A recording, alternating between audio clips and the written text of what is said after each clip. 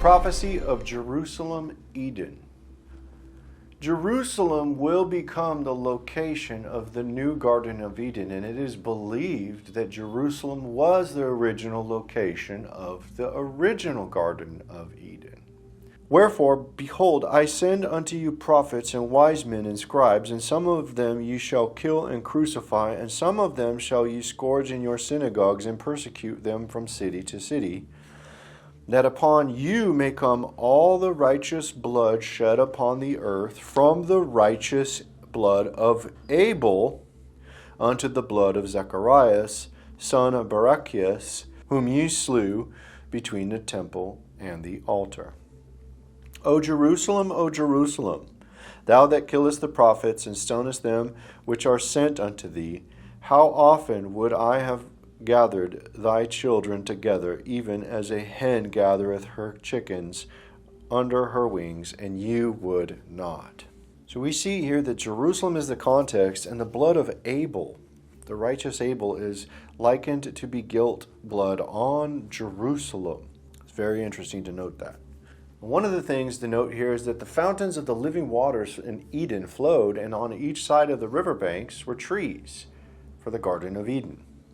Genesis chapter 2, verse 8, And the Lord God planted a garden eastward in Eden, and there he put the man whom he had formed.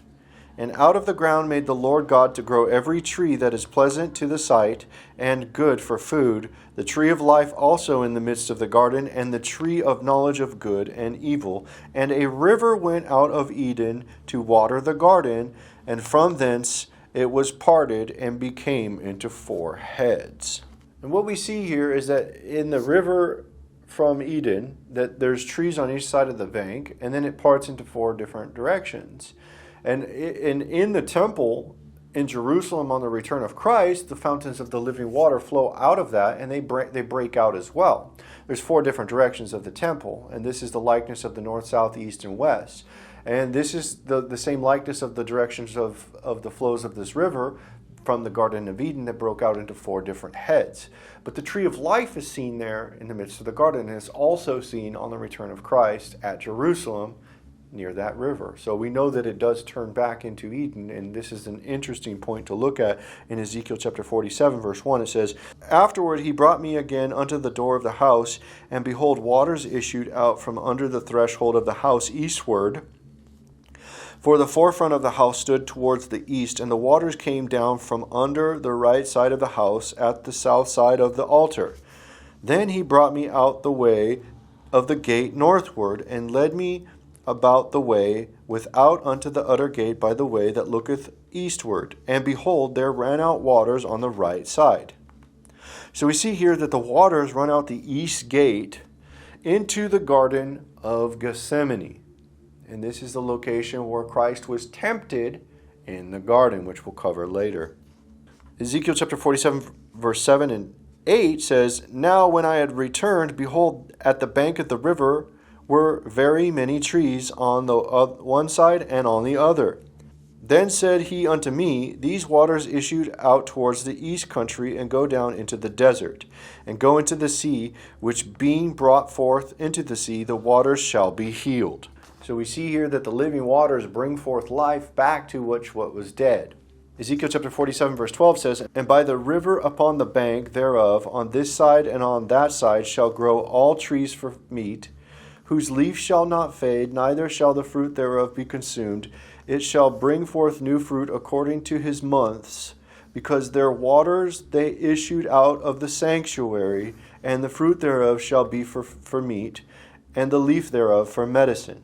And so how does this water flow out the temple? The water flows out the temple through the rift in the Mount of Olives that occurs on Christ's return, and through that west to east direction from the temple, facing east, the water flows out into the valley, into the desert, and into the Dead Sea, and brings life back into the Dead Sea. In Zechariah chapter 14, verse 4 and 5, it talks about this. It says, And his feet shall stand in that day upon the Mount of Olives, which is before Jerusalem on the east, and the Mount of Olives shall cleave in the midst thereof towards the east and towards the west, and there shall be a very great valley, and half of the mountain shall remove towards the north, and half of it towards the south. And you shall flee to the valley of the mountains, for the valley of the mountains shall reach unto Azal. Yeah, ye shall flee, like as ye fled from before the earthquake in the days of Uzziah the king of Judah. And the Lord my God shall come, and all the saints with thee. And so we see here that the water flowed through the valley and towards the east direction. And that's continued on to be discussed in verse 8, where it says, And it shall be in that day that living water shall go out from Jerusalem, half of them towards the former sea, and half of them towards the hinder sea. In the summer and in the winter it shall be. It's a continuous water flow from the fountains of the living water. And here are the trees in the book of Revelation on the return of Christ that are seen on both sides of the bank. Revelation chapter 22, verse 1 and 2 says, And he showed me a pure river of water of life, clear as crystal, proceeding out of the throne of God and of the Lamb. In the midst of the street of it, and on either side of the river, was there the tree of life, which bare 12 manners of fruits, and yielded her fruit every month, and the leaves of the tree were for the healing of the nations. And here we see the trees on each side, just like in Ezekiel chapter 47. So we know it's the same context, and both bearing 12 fruits, 12 months of fruits. And so we see here in Ezekiel chapter 47, verse 12, it says, And by the riverbank upon thereof, on this side, on that side, shall grow all trees for food. And it says, according to his months, that new fruits will come according to his months, and that the leaves are for medicine. And that's exactly what it says here in Revelation chapter 22, verse 2, where it talks about either side of the bank of the river, and there was a tree of life. The tree of life is there, and 12 manners of fruits, one for every of its month, and the leaves are for the healing of the nations, which is because of medicine. It's used for medicine for the healing of the nations. And so we see also that the only place that the tree of life was ever mentioned was in the Garden of Eden. And we see this referred to in the end times, that the tree of life is at Jerusalem. The tree of life is in the Garden of Eden. The tree of life is in Jerusalem. So we see that parallel here. Genesis chapter 2, verse 9 and 10 says, And out of the ground made the Lord God to grow every tree that is pleasant to the sight and good for food, the tree of life also in the midst of the garden, and the tree of knowledge of good and evil. And a river went out of Eden to water the garden, and from it thence it was parted and became into 4 heads. So we see that the tree of life is in the midst of the Garden of Eden and also in Jerusalem. Now on Christ's return, he gives the promise to be able to have the tree of life back in Jerusalem. Revelation chapter 2, verse 7 says, He that hath an ear, let him hear what the Spirit saith unto the churches. To him that overcometh will I give to eat of the tree of life, which is in the midst of the paradise of God. Now, what is he talking about overcoming? He's talking about overcoming temptation. Overcoming temptation to break the commandments. The commandments were broken, that's why people were put out the garden, and the keeping of the commandments is what bring people back to the garden. That's why in Revelation chapter 12, verse 17, it talks about the woman and her children keeping the commandments of God and having the faith of Jesus. And in the book of Revelation, chapter 22, verse 14 and 15, it also continue on to talk about how the people who are outside the city are the people who do not keep the commandments of God. And the people that actually keep the commandments of God are the ones that have the right to the tree of life, because they are the woman who obeys the commandments and is able to eat of the tree of life. On the contrast, Eve broke the commandments and was the woman that was not allowed and permitted to eat the tree of life because she broke the commandments and was kicked out the garden. So the woman that keeps the commandments of God is permitted to come back into the garden and eat of the tree of life. And this is all in the prophetic allegory of what occurred in the garden. And the bringing back to the New Jerusalem in the Garden of Eden in Jerusalem, this is a prophetic fulfillment of that restoration. Now, we see that the temple is facing east here in Ezekiel chapter 47. It says, Afterward he brought me again unto the door of the house, and behold, waters issued out from under the threshold of the house eastward. And so we see that through the rift of the valley of the mountain, the water flows to the east. And then we see here in Zechariah chapter 14, verse 4, it also talks about the mountains cleaving in the midst thereof towards the east.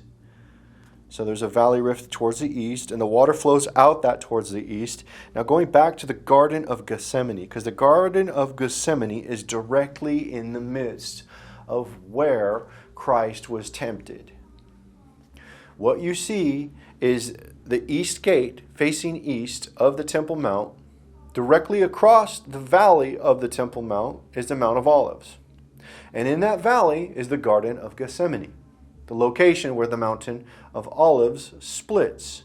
It's between the Temple Mount, where the water flows eastward out the east gate, through that valley rift, and it goes through that garden. The Garden of Gethsemane is where the trees are going to be on each side of the riverbank.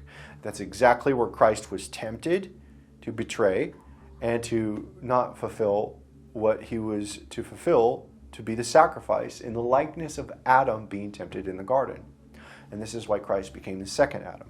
In the book of Luke chapter 22, it talks about this. It says, "And he came out and went as he wont to the Mount of Olives, and his disciples as followed him." And where did he go?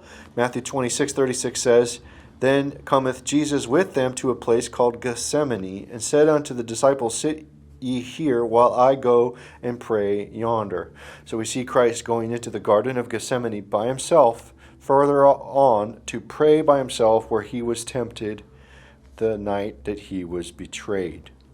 And this is all because the location of Christ's temptation in the Garden of Gethsemane is the restoration of the location of the actual Eden. And this is the entire likeness, and this is why that Jerusalem is the actual location of Eden, where man was put out and sent eastward, and man comes back. And this is why the devil's fighting over to take Jerusalem, to make it his throne.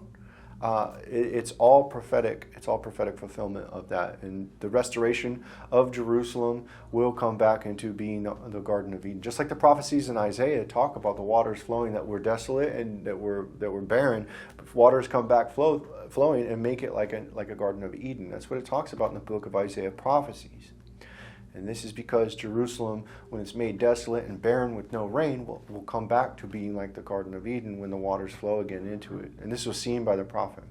So this is all the continuation of the restoration of Jerusalem back to the Garden of Eden from the beginning.